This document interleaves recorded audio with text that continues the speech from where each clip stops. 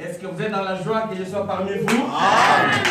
L'Éternel a choisi ce soir que nous puissions parler de sa part.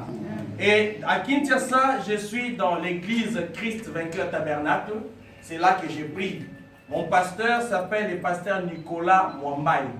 Pour les gens qui sont à Kinshasa, et eux qui sont déjà passés à Kinshasa, l'église se trouve à Massina, au quartier 3, sur l'avenue Mutangi, au numéro 7.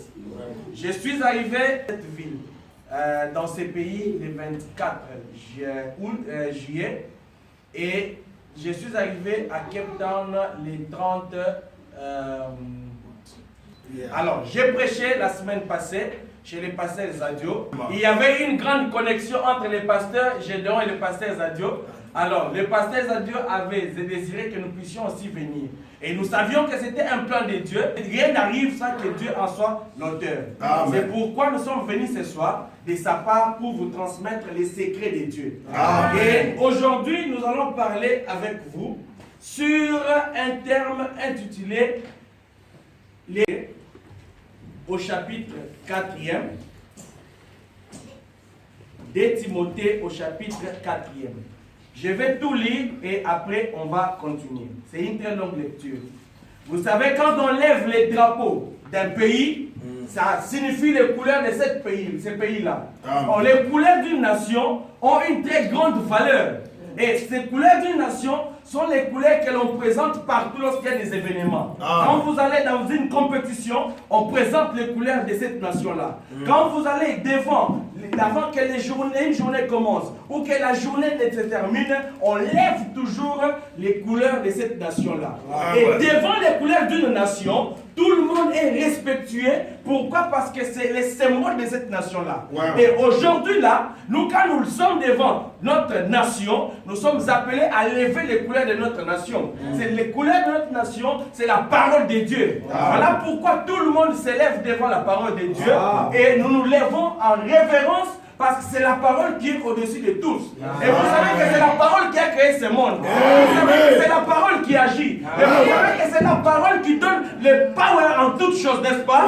Sans la parole, tout est zéro. Voilà pourquoi la parole est la chose primordiale que l'on place au-dessus de toutes choses. Si vous trouvez quelqu'un qui n'est pas en train d'obéir à la parole, cette personne-là est orgueilleuse. L'orgueil aujourd'hui ne consiste pas en quelqu'un qui s'est habillé. L'orgueil aujourd'hui, ce n'est pas la personne qui roule dans des belles voitures, mais l'orgueil consiste à la personne qui résiste à la parole de Dieu. La parole de Dieu est la chose qu'on place au-dessus de toutes choses et tout reste après. Voilà pourquoi nous allons lire en s'élevant comme vous l'avez déjà fait, que Dieu vous bénisse. Dans 2 Timothée chapitre 15e, chapitre 4e, on commence jusque vers la fin. Je t'en conjure devant Dieu et devant Jésus-Christ, qui doit juger les vivants et les morts, au nom de son avènement et de son royaume. Prêche la parole. Insiste en toute occasion favorable ou non. Reprend. Censure. Exhorte avec toute douceur et en instruisant. Car il viendra un temps où les hommes ne supporteront pas la saine doctrine, mais ayant la démangeaison d'entendre les choses agréables. Ils se donneront une foule de docteurs selon leurs propres désirs, détourneront l'oreille de la vérité et se tourneront vers les fables. Mais toi, c'est adressé à toi, sois sobre en toutes choses, supporte les souffrances. Fais l'œuvre d'un évangéliste, remplis bien ton ministère. Car pour moi, je sers déjà des libations, en le moment de mon départ approche.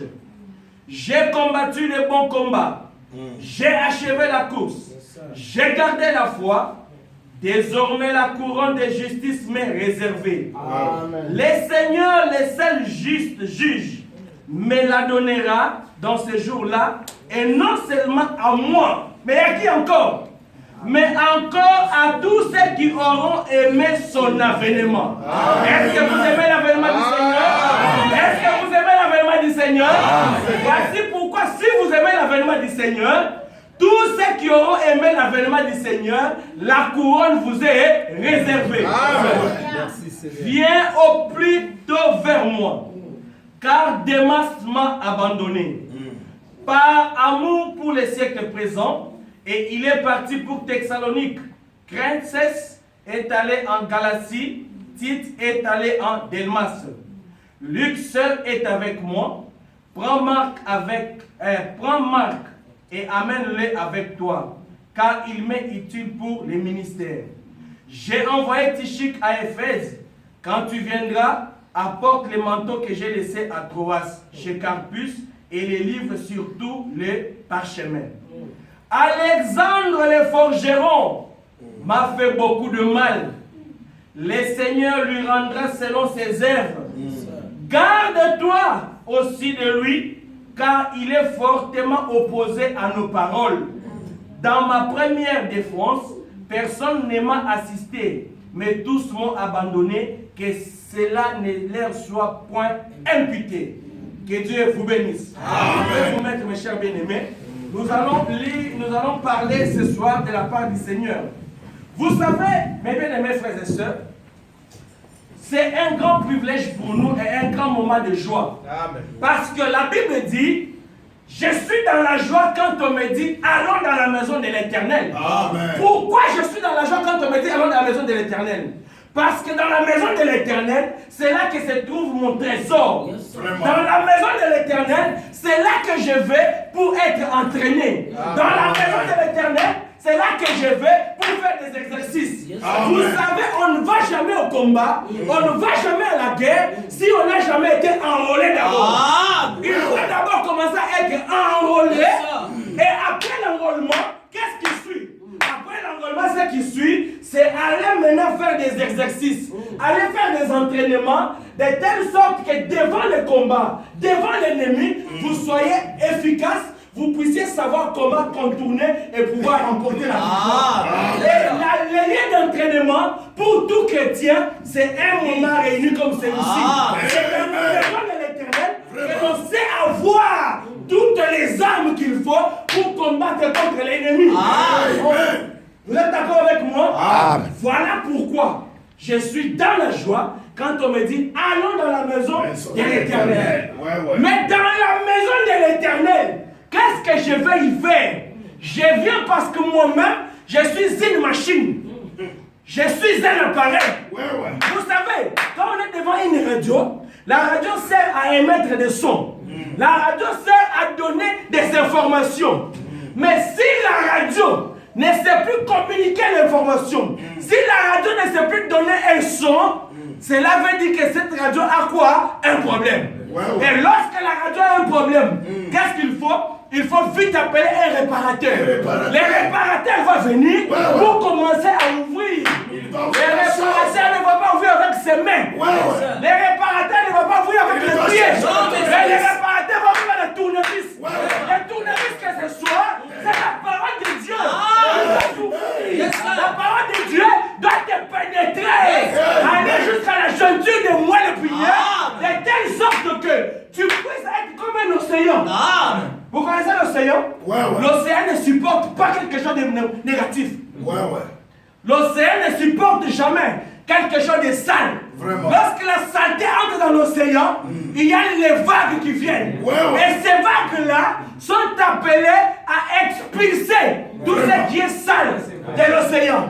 Et toi, tu dois être de ta nature comme l'océan. Un enfant de Dieu ne garde jamais le mal. Un enfant de Dieu ne supporte jamais ce qui est mauvais. Un enfant de Dieu est comme la colombe, la douce colombe de Dieu, celle qui aime descendre sur ce qui est propre. Vraiment. La colombe de Dieu, la douce colombe de Dieu. Un enfant de Dieu n'est pas comme les corbeaux. Un enfant de Dieu n'est pas comme les charognards. Les corbeaux et les charognards sont des oiseaux qui vont manger la pourriture. Mais un enfant de Dieu est cette douce colombe. Amen. Qui ne descend que là où c'est propre. Vraiment. Là où c'est propre. Voilà pourquoi, mes bien-aimés, en tant qu'un appareil, nous demandons à Dieu ce soir de pouvoir me réparer. Moi, j'ai besoin que Dieu me répare. J'ai besoin que Dieu me répare. Si quelqu'un est là qui veut que Dieu le répare, Dieu va le réparer ce soir. Amen. Voilà pourquoi, devant un scénario de la réparation, nous sommes devant une scène, devant un scénario dans la Bible où nous avons lu Paul en train de faire une mise en garde. Vraiment. Paul est en train ce soir de faire une mise en garde à mon frère, à ma soeur. Il fait quelle mise en garde? Il est en train de demander à Timothée, son fils, de pouvoir faire attention à la situation qui se passe. C'est quelle situation? C'est une situation trouble. C'est un moment d'angoisse. Vraiment. C'est un moment de conflictuation. Vraiment. C'est un moment d'agitation. Vraiment. Vous trouvez là-bas, il y a des oppositions. Voilà pourquoi, quand le prophète messager du temps du soir regarde la scène, il dit: oh, l'état présent de mon ministère. Vraiment. Toi, tu peux lire, tu ne vois pas ce qui se passe. Mais quand le messager, l'homme à la jumelle, regarde, il voit que c'est une situation qui fait appel à l'état présent du ministère. Et le ministère ici, c'est une situation que chacun a dans sa vie. Vraiment. Vous comprenez, mes frères et sœurs? Amen. Nous sommes devant une scène. Quand quelqu'un regarde cette situation, il pense qu'aujourd'hui, là, on est en train de vouloir dépisser le ministère du passé Gédéon. C'est ça que d'aucuns pensent. Mais l'état présent du ministère de quelqu'un, l'état d'abord c'est quoi? Un état c'est une nature. Un état c'est un moment. Une période bien prescrite. Mais cet état-là, cette situation-là, arrive dans la vie de qui? Arrive dans la vie de quelqu'un qui a tout un ministère. Les ministères ici ne fait pas appel à quelqu'un qui doit se mettre debout comme moi en train de prêcher. Mais la vie de tout croyant, c'est tout un ministère. Amen. Parce que la Bible déclare que vous êtes des lettres et des épîtres écrits et qui doivent être lus de tout le monde. Ouais.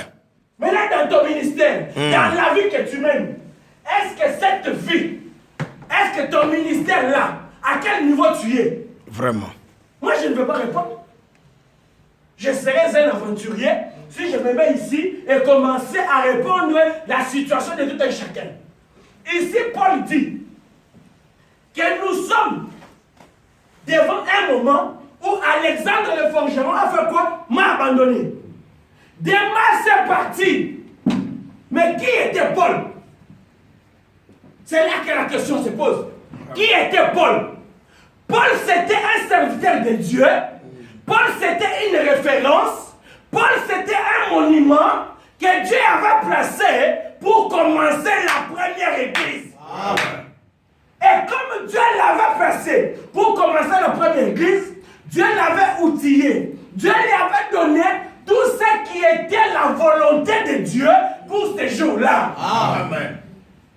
Et Paul a venu de la part de Dieu. Il a positionné les choses. Paul a prêché. Paul a placé les choses selon que Dieu les avait ordonnées. Dans le ministère de Paul, Paul a eu un succès. Dans son succès, Paul a pu avoir Timothée. Vraiment. Dans le succès, Paul a pu avoir Tite. Parce que Tite est venu du ministère de Paul. Dans ce même succès, Paul a reçu quelqu'un que l'on appelait Démas. Vraiment. Dans le même ministère, Paul a eu des gens qu'on appelait Hyménée et Philette. Dans le même ministère, Paul a pu avoir Alexandre le forgeron. Est-ce que la situation ne se répète pas aujourd'hui? Est-ce que la scène ne se répète pas? C'est la même situation. Les hommes meurent, mais les esprits ne meurent jamais. Et les esprits n'ont pas besoin de billets. Les esprits n'ont pas besoin de passeport. Les esprits n'ont pas besoin de go-pass. Les esprits, et pour voyager, c'est dans l'air, ils se déplacent. C'est l'homme qui a un esprit qui peut mourir. Aussitôt il décède cet esprit sort et va errer pour trouver un autre endroit appelé un temple. La scène se répète aujourd'hui.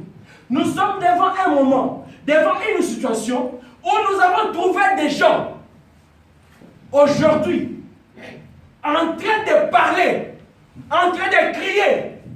Mais est-ce que dans une génération, est-ce que dans une époque, dans un moment, c'est tout le monde qui est appelé à crier? Est-ce qu'à l'époque de Paul, c'est tout le monde qui criait? Non. À l'époque de Paul, c'est juste Paul qui criait, c'est juste Paul qui parlait de la part du Seigneur, et les autres étaient appelés à répéter. À répéter ce que Paul obtenait de la part du Seigneur. Amen. Je vous ai dit, mes frères, que les esprits ne meurent pas. Vraiment. Voilà pourquoi nous sommes appelés aujourd'hui à voir l'état de notre ministère. Vraiment. Quel est l'état de notre ministère? Le ministère ici, il concerne d'un côté, parce que Frère Branham me disait, et même la Bible déclare, qu'une écriture a plusieurs ou deux ou trois applications. Nous allons dans un sens, ce sont les serviteurs de Dieu. Nous allons dans un autre sens, c'est la vie de tout homme qui est assis ici devant moi. Et nous allons dans un autre sens. Nous trouvons que aujourd'hui, Dieu a évolué. La colonne de feu a marché. Elle a quitté l'époque de Paul. Elle a quitté Smyrne. Elle a quitté Pergame. Et aujourd'hui, nous sommes appelés dans un temps bien défini. Un temps qui a un début et un temps qui a une fin. Et ce temps-là, on l'a appelé l'âge de la Odyssée. Et comme nous sommes dans l'âge de la Odyssée, est-ce que c'est Paul qui doit parler aujourd'hui? Non. Qui doit parler dans l'âge de la Odyssée? Qui doit parler dans l'âge de la Odyssée? Il y a quelqu'un. Pourquoi nous devons voir autant de bruit? Pourquoi nous devons voir autant de cris aujourd'hui? Des gens s'élèvent. Quelqu'un s'élève au coin. Moi, je suis Kakou Philippe. Quelqu'un s'élève à gauche. Non, moi, je suis au-dessus du prophète. Quelqu'un s'élève à gauche. Il dit qu'aujourd'hui, c'est moi qui manifeste les signes de Fils de l'homme. Quelqu'un s'élève. Plusieurs voix. Vraiment. Plusieurs voix. Mais qu'est-ce que Branham dit? Il est où? Nous devons écouter la voix de qui aujourd'hui? La scène se répète. C'est ainsi que les messagers du temps du soir nous disent que dans un âge donné, Dieu n'utilise qu'une seule voix. Dans un âge donné, Dieu n'utilise qu'une seule personne. C'est ainsi qu'aujourd'hui, chacun de nous, toutes les voix qui crient, toutes les voix qui s'élèvent, chacun doit vérifier. Rappelez-vous du temps de Moïse. Du temps de Moïse, il y a eu une voix qui s'est élevée. Là, Moïse sort. Pharaon, qu'est-ce que tu veux? Pharaon pose la question à Moïse. Moïse, c'est quoi? Tu es venu? Oui, je suis venu. Quoi faire? Je t'ordonne. Libère les peuples. Vraiment. Moïse, tu m'ordonnes. Tu as oublié que je t'ai élevé. Toi, on t'a ramassé là-bas. Je t'ordonne, je n'ai pas besoin de discuter. Libère les peuples. Pendant que Pharaon discute, pendant que Pharaon regarde à comprendre si c'était le même Moïse, Moïse donne un coup sur la terre, la canne qu'il avait. La canne se transforme en serpent. Vraiment. Il dit, mais c'est quoi ça? Ça, c'est Pharaon qui écrit. Tu penses que tu vas m'intimider? Vraiment. Tu vas m'impressionner? Allez, il appelle deux magiciens qui arrivent. Et aussi disent, mais ça, c'est un petit problème. Et aussi tape par terre, des serpents sortent. Mais ils avaient oublié que les serpents de Moïse n'étaient pas un serpent ordinaire. Les serpents de Moïse étaient un serpent qui venait d'une expérience. L'expérience du désert. Les serpents de Moïse, c'était un serpent qui était lui-même parole. Parce qu'au commencement, Dieu créa le ciel et la terre. Et c'est la parole qui créa toutes choses. Est-ce que les serpents, que les deux serpents, étaient la création originelle de Dieu? Non, c'était quelque chose. Tout ce qui n'est pas création originelle de Dieu est appelé à disparaître. Et voilà que le moment de la disparition. C'est le moment de la confrontation. Les serpents de Moïse lèvent la tête. Alléluia. Alléluia. Les serpents donnent un coup. C'est le premier serpent qui est avalé. Vraiment. Il dit, regarde. L'autre serpent regarde. Il va faire des gymnastiques. Il va faire des grimaces. On donne un autre coup. Avalé. Et la scène est restée complètement vide. Vraiment. Pourquoi? Parce que Moïse était la seule personne qui était habilitée à parler à ce moment-là. Qu'est-ce que le messager dit? Amen. Qu'est-ce que le messager dit? Voici ce que le messager dit. Est-ce que vous connaissez le messager? Amen. Vous connaissez notre messager? Amen. Nous ne sommes pas un peuple illégitime. Vraiment. Nous ne sommes pas un peuple du désert.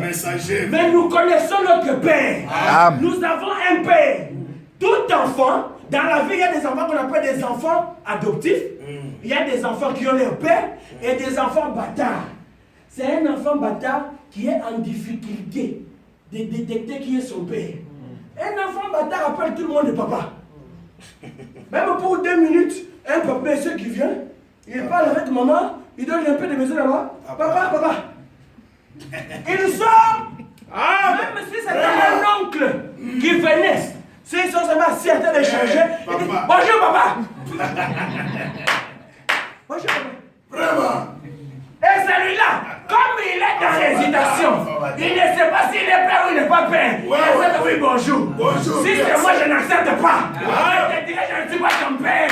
Cherche à m'identifier. Et ce soir, comme vous avez l'avantage, vous connaissez déjà, nous n'avons pas la difficulté d'identifier notre père. Et un enfant n'a jamais eu peur de son père. Si vous trouvez un enfant qui a peur de son père, cet enfant a été mal enseigné. Et cet enfant n'a pas la substance du sang. C'est le sang qui lie un enfant à son père.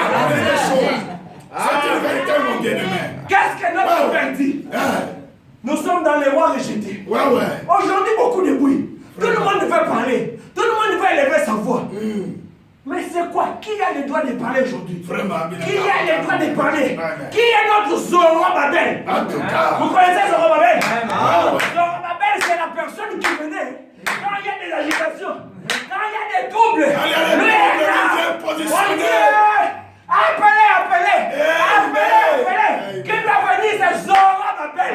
Quand Zorobabel arrive, la scène devient claire. Il dissipe toute la confusion. Ils ont doivent être abattus. Bataille balayée. Je suis dans Roi rejeté à la page 7. Page 7.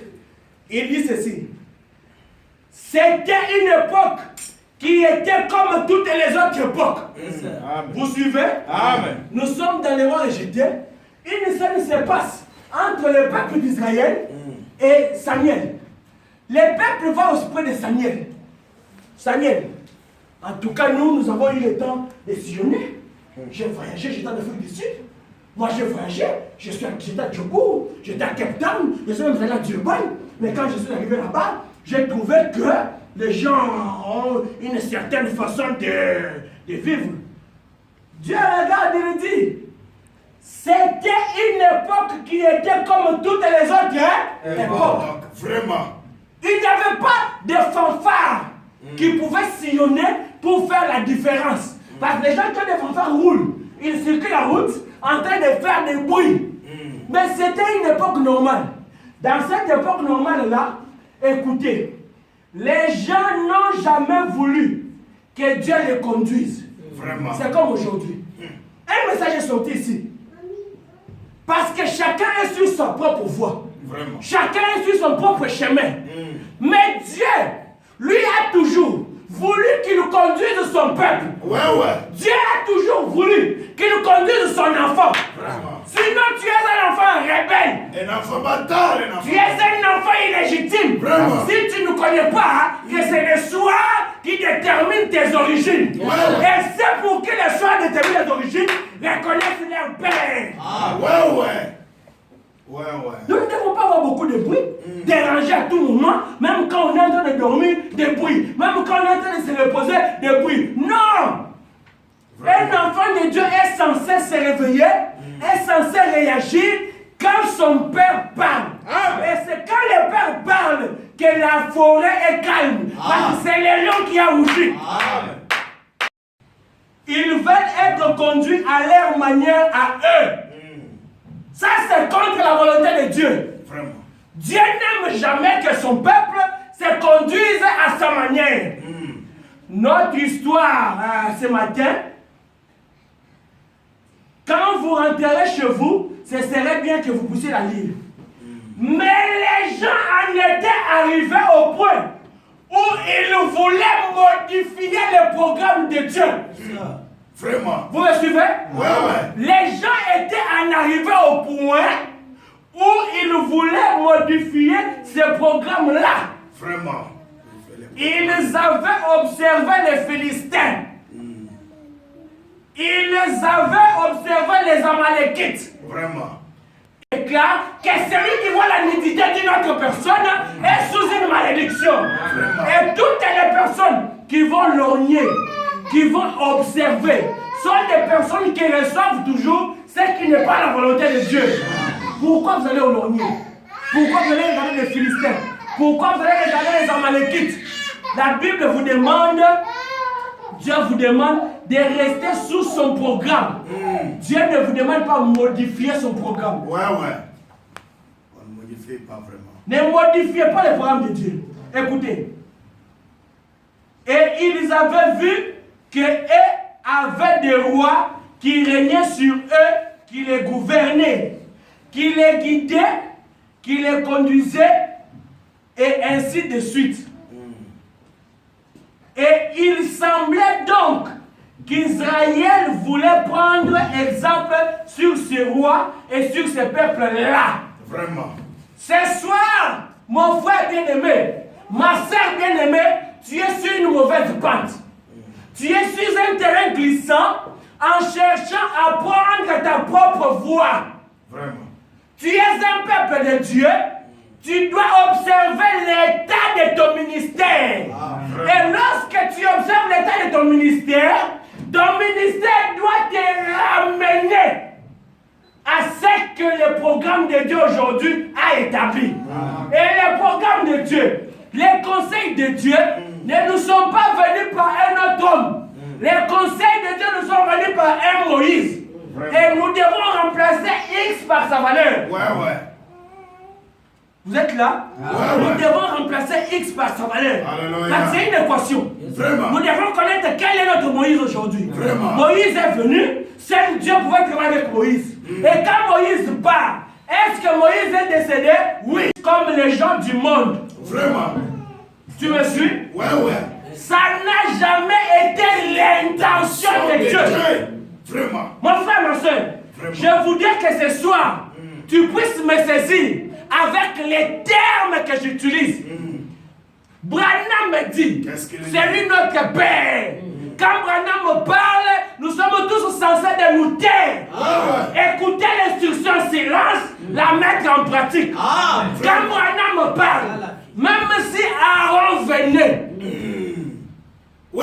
je repousse en bloc.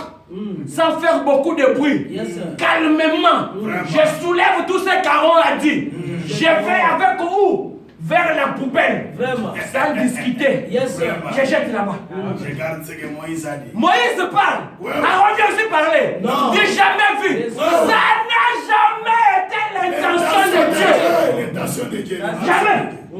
Ça n'a jamais été l'intention de Dieu que quand Moïse parle, Aaron aussi parle. Non. Un désordre. Ils ont commis des ordres, vraiment. Jamais. Alléluia.